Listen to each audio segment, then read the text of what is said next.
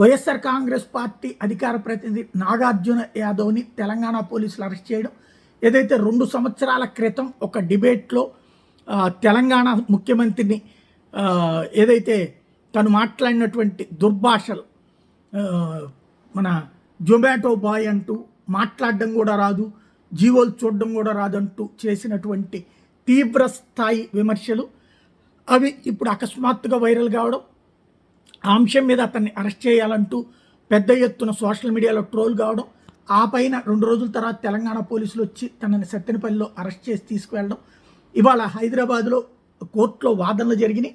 వాదనల సందర్భంగా ఇది రాజకీయ విమర్శ తప్పించి వ్యక్తిగత దూషణ కాదంటూ నాగార్జున యాదవ్ తరపున లాయర్లు వాదించారు, వైఎస్ఆర్ కాంగ్రెస్ పార్టీ లాయర్లు. అయితే కోర్టు దాన్ని తోసిపుచ్చి తనని రిమాండ్కు పంపించింది.